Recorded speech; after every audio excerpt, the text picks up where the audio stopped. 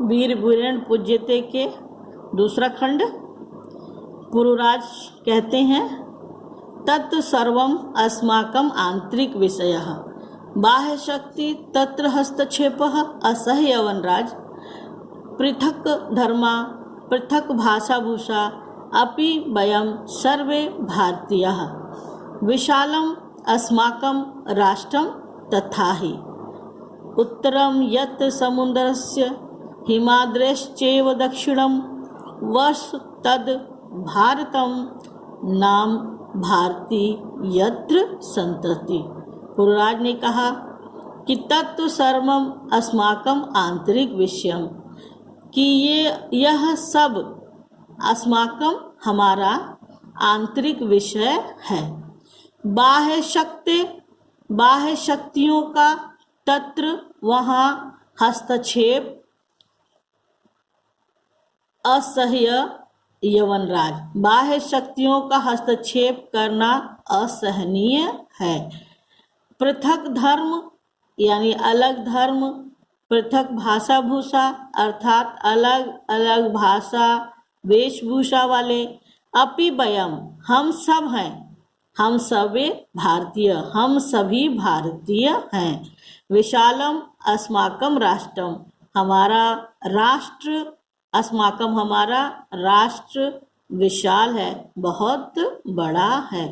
आपने ये देखा ना, इसके पहले उन्होंने कहा, सिकंदर ने कहा ना कि सब राजा आपके अलग अलग हैं और एक दूसरे से सभी द्वेष रखते हैं, एक दूसरे के सभी बुराई करते हैं, सभी एक दूसरे को के मामलों में हस्तक्षेप करते हैं।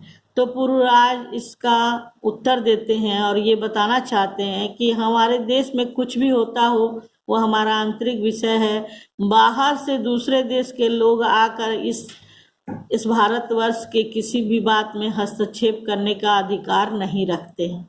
इसी को पुरुराज ने कहा कि तत्व सर्वम अस्माकं आंतरिक विषय, के हे सिकंदर, ये सब हमारा आंतरिक विषय है। बाह्य शक्तियों का वहाँ हस्तक्षेप असहनीय है यवनराज। अलग धर्म वाले, अलग अलग भाषा और वेशभूषा वाले हम हैं, फिर भी हम समस्त भारतीय हैं। विशाल अस्माकं राष्ट्रम, हमारा राष्ट्र अत्यंत विशाल है।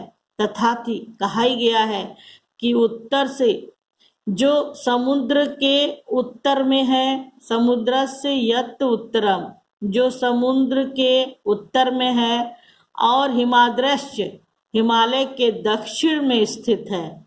जो समुद्र के उत्तर तक और हिमालय के दक्षिण में स्थित है, वर्ष तद भारतम, वह भारत नाम का देश है। वर्ष तद भारत नामः, वह भारत नाम का देश है।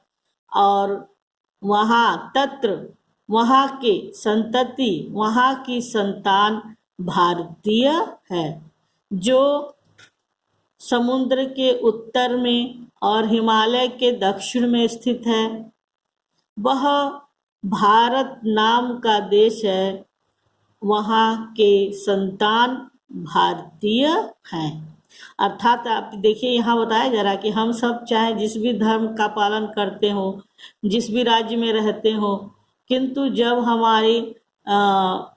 हमारा पूछा जाता है नेशनलिटी कि आप क्या हैं, तो आप कहते हैं ना कि हम इंडियन हैं।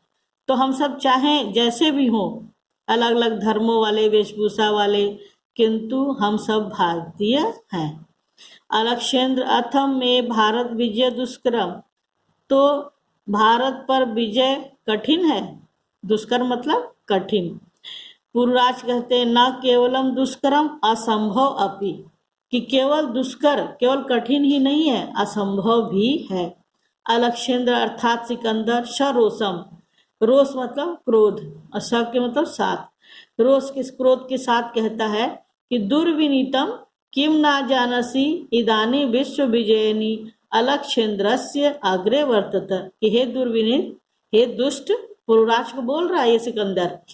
वो भी रोष के साथ अर्थात क्रोध के साथ, क्योंकि उन्होंने कहा ना कि भारत विजय तुम करना चाहते हो, ये असंभव है, कठिन ही नहीं असंभव है। उसको क्रोध आता है कि हे दुर्विनीत, कि हे दुष्ट, किम न जानासी, कि क्या नहीं जानते हो, किम क्या, न नहीं जानासी जानना, इदानी विश्व विजयनी अलक्षेन्द्रस्य अग्रे वर्तते, कि इस समय तुम विश्व विजय करने वाले सिकंदर के अग्रे आगे वर्तते हो, सिकंदर के आगे खड़े हो। क्या तुम ये नहीं जानते कि इस समय तुम विश्व विजय करने वाले सिकंदर के समक्ष खड़े हो।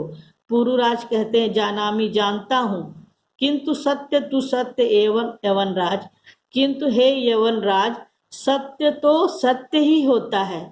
अब देखिए यहाँ आप कंफ्यूज मत होइएगा, अलक्षेंद्र सिकंदर है, यवन राज भी सिकंदर है, यवन का वो राजा है, इसलिए यहाँ पर बार बार यवन राज संबोधित करते हैं पुरुराज जो भारतीय राजा हैं।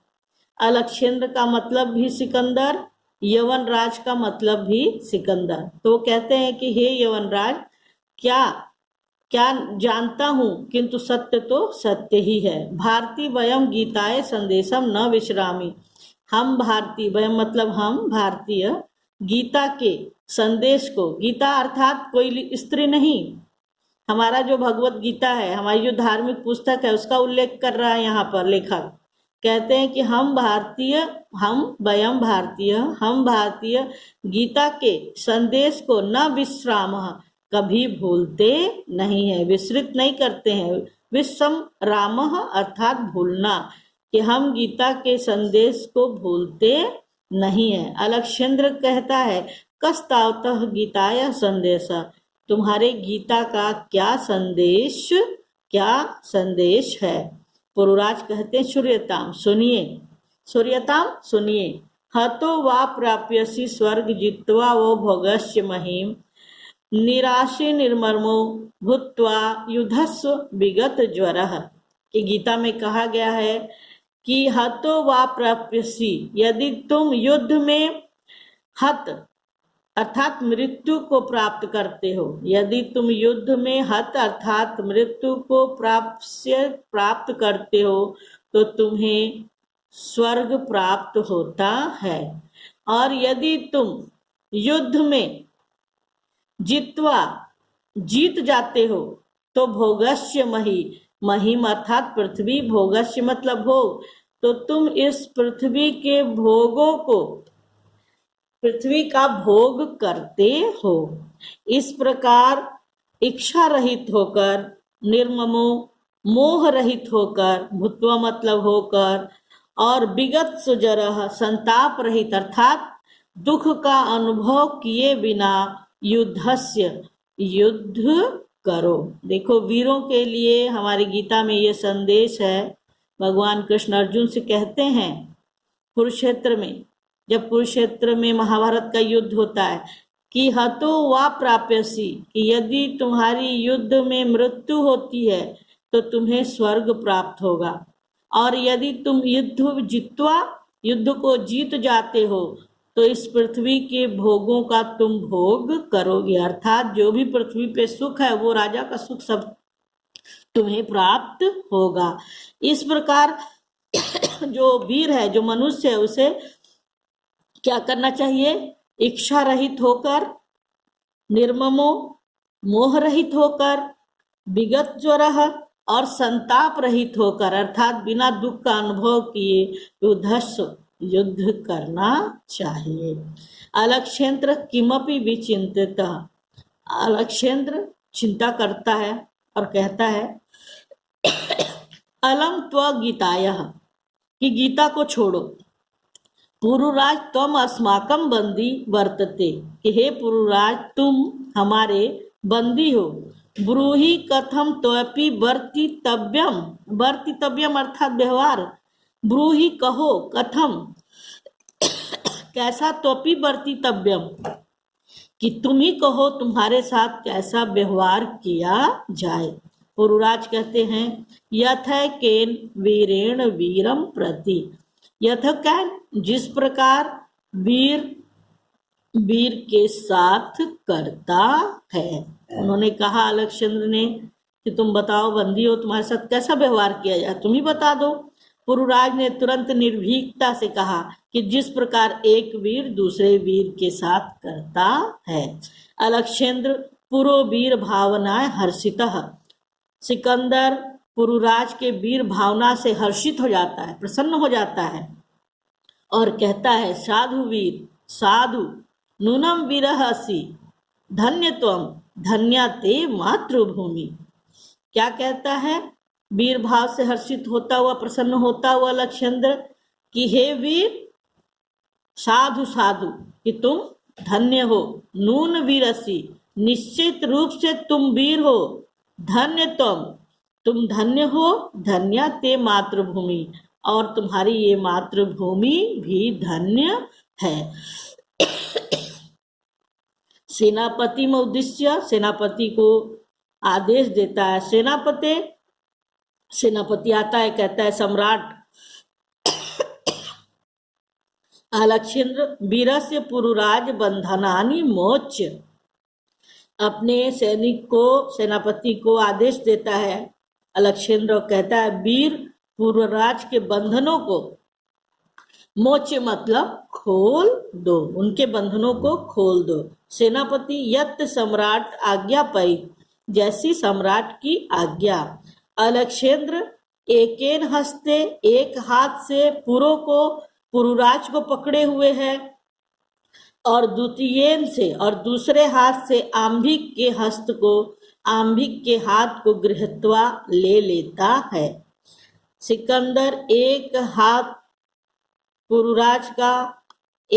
से पुरुराज का और दूसरे हाथ से आंबिक का हाथ लेता है और क्या कहता है? वीर पुरुराज सखे आंबिक, हे वीर पुरुराज और हे मित्र आंबिक, इतः परम वयम सर्वे समान मित्राणि। या अब हम सब एक समान मित्र हैं, अर्थात कोई जीता नहीं और कोई हारा नहीं, तो इस समय हम सब समान मित्र हैं। इदानी मैत्री महोत्सव संपादयाम, आज मैत्री यानी मित्रता का उत्सव संपादित किया जाएगा, मनाया जाएगा। सर्वे निर्गच्छन्ति, इस प्रकार मंच से सभी चले जाते हैं। तो ये आपका पाठ है, गद्य पाठ है, नाटक की तरह लिखा हुआ है और बच्चों बोर्ड में बहुत आता है। बोर्ड में श्लोक आपके आएंगे, बहुत आते हैं। इस पर मैं आपको हिंदी में अनुवाद दूंगी लिखने के लिए जल्दी ही, और क्वेश्चन आंसर इसके बाद के वीडियो में बताऊंगी। धन्यवाद।